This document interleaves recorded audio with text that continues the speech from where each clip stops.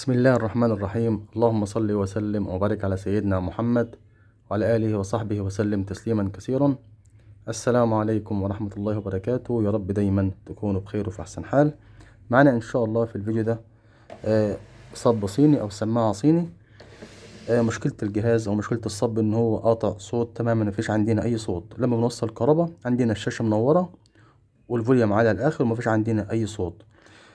فكيت عندي هنا الوش أو الدايرة او الباور بتاع الجهاز، وقست عندي هنا السماعات، لان السماعات لو قطع مش هنسمع صوت، فبالتالي الجهاز مش هيخرج صوت. فلقيت عندي السماعات سليمه كده، اصبح عندي المشكله في الدايره نفسها بتاعه الصوت. هبتدي دلوقتي اول حاجه اعملها، افك عندي هنا دايره الصوت اللي هي ديت البورده دي من الوش. هفك 3 مفاتيح دول، وتحت المفاتيح في صواميل اللي ماسكه عندي الفلايم في الوش ده عشان نقدر نتحرك بالبورده بشكل كويس. كده فكيت دايره الصوت اهيت. ده كده السوكت دوت خاص بالصوت اللي جاي عندي هنا من دائرة الفلاش والبلوتوث، بيروح عندي على مفتاح الفوليوم. مفتاح الفوليوم عندي هنا بيدي مفاتيح اللي هو التريبل والبيز، بعد كده الاي سي بتاع التنغيم، بعد كده الصوت بيروح عندي على على دائرة التكبير اللي هي عبارة عن 5 ترانزستورات، 2 كبار و3 صغيرين ومجموعة مقاومات ومكثفات سيراميك. هفك عندي السوكت اللي هو ده بتاع الصوت اللي جاي عندي من الدايرة ديت، ليه قلنا دايرة التكبير، وده سوكت التغذية اللي هو 12012 او 18018 حسب النوع الصب. ودول كده الاتنين دول يعتبر السماعة اللي هي ديت والسماعة اللي هي منفصلة اللي هي بتوصل عندنا بجاك في السماعة دي من الخلف. يعتبر عندنا الجهاز بيخرج سماعة واحدة بس او قناة واحدة بس للصوت، وتوزع عندنا زي ما قلت لحضراتكم على العلبة دي والعلبة اللي هي التانية. يعني السكتين دول يعتبر نقطة واحدة بس متوصلة في في اتنين سكت.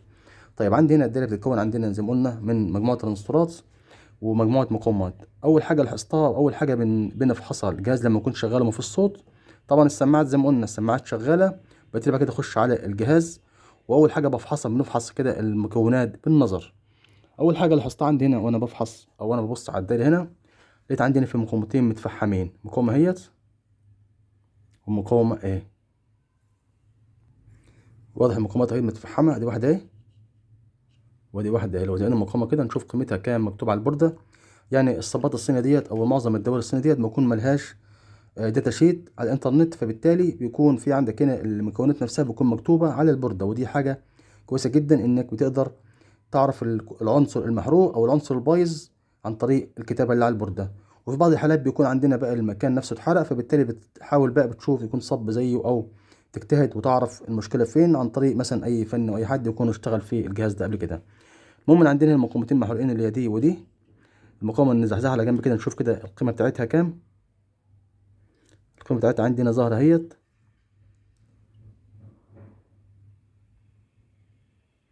56 اوم.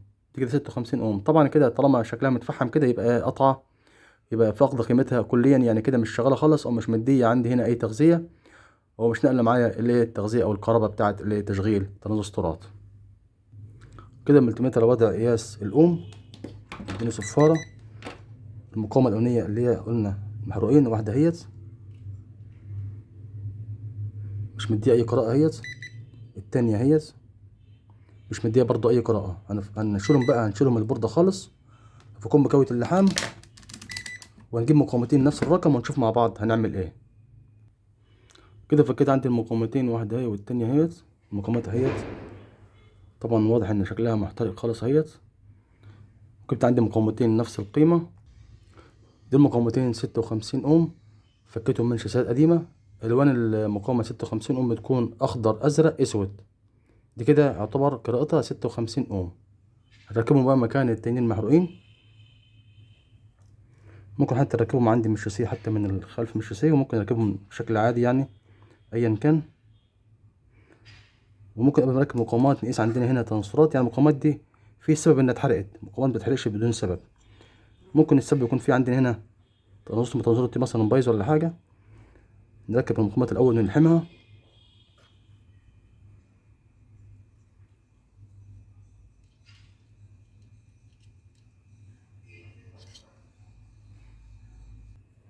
كده ركبت المقاومه واحده منهم اهيت، والتانية اهي هبتدي اثبتهم بالقصدير.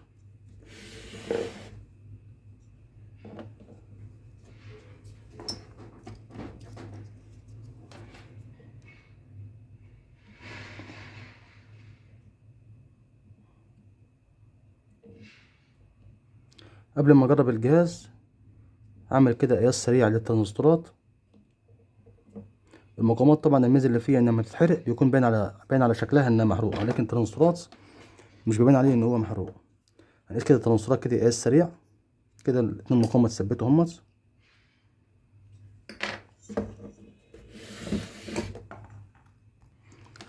جبت الملتيمتر وضع قياس الترانزستور، وضع قياس الديود اقصد، وضع قياس الديود هو كده. الترانزستور الكبار كده واحد فيهم هيكون ان بي ان والتاني يكون بي ان بي. نقيس مع بعض كده. الطرف اللي على الشمال الترانزستور هو يعتبر الطرف البيز كده اهوت. الطرف ده كده هو البيز اهوت. نقيس مع بعض كده. ادانا قراءة. والجنب التاني ادانا قراءة اقل لان في عندنا مقاومة راكبة مع اطراف الترانزستور. في مقاومة هنا 220 اوم اهيت، مقاومة هنا برضه 220 اوم. عشان كده قياس الترانزستور في البوردة نفسها بيكون مش دايما بيجيب معايا قياس دقيق، ومش دايما يجيب معايا نتيجة كويسة. ولكن هنقيس التاني برضه ونشوف كده. هيدينا التاني بقى يكون عكسه كده اهوت. ادانا قراءة وكده ادانا قراءة. طيب لو قسنا مع بعض كده العكس كده ما اداناش حاجة، او قراءة اوبن وكده ادانا قيمة المقاومة اللي هي 220 اوم. كده اتأكدت التناسق عندي كده مفهوش شورت. الجنب التاني برضه اهوت. يبقى كده التناسق عندي هنا يعتبر مفهوش شورت، يعني ممكن يكون بنسبة 80% 70% ان هو شغال. نقيس مع بعض كده الصغيرين برضه قياس سريع قبل ما نجرب الجهاز. تناسق صغير اطراف همت ادي 1 2 3 هم 3 اطراف. نقيس مع بعض كده اهوت. قراءة مظبوطة اهيت. هنا قراءة اوبن، يبقى الطرف اللي في النص هو البيز. كده قراءة مظبوطة وثابتة اهيت وكده مظبوط. انا جبت الطرف ده مكان الاسود وقست كده اوبن وكده اوبن. كده على الترانزستور يعتبر كده سليم. الترانزستور اللي هو في النص دوت نقيس مع بعض برضو كده.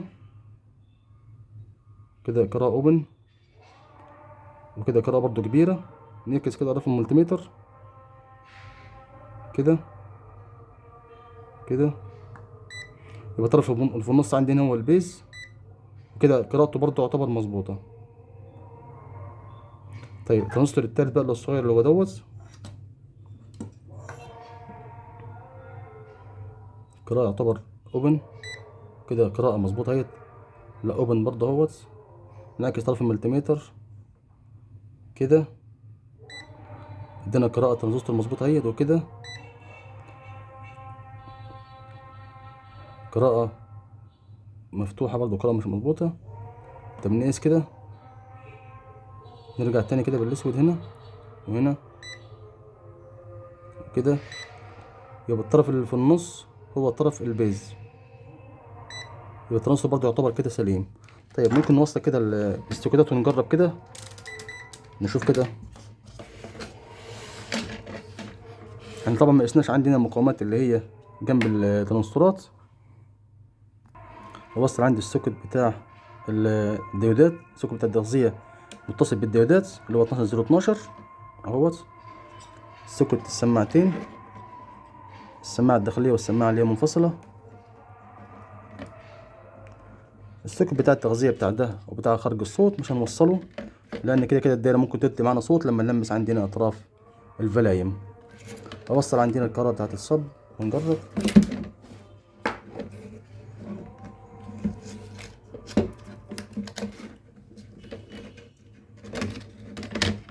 أقول بسم الله كده أوصل.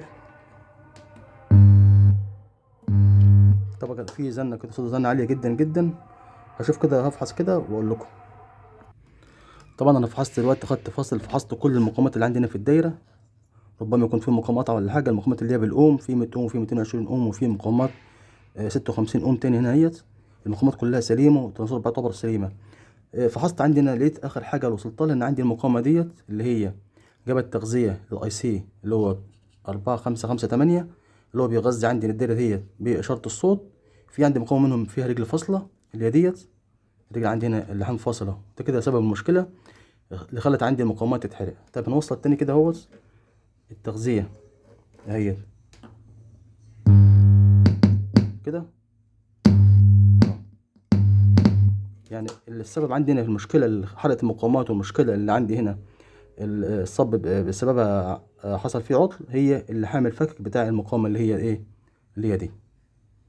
يبقى عندنا ممكن اللحامات الفك او الضريات تعمل عندنا مشاكل في اي جهاز. نعمل اعادة لحام بقى للحام اللي هو ده، اللي هو سبب المشكلة. انا كده فصل طبعا التغذية بتاع الصب اهوت. نتني المقاومة كدهوت على البوردة عشان المقاومة تفضل ماسكة بشكل كويس.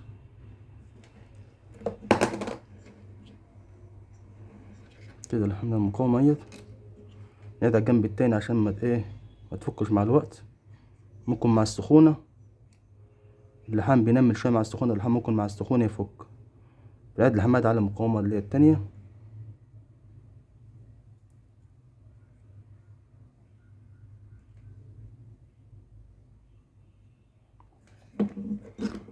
نجرب تاني كده، نقول بسم الله كده مفيش زنة.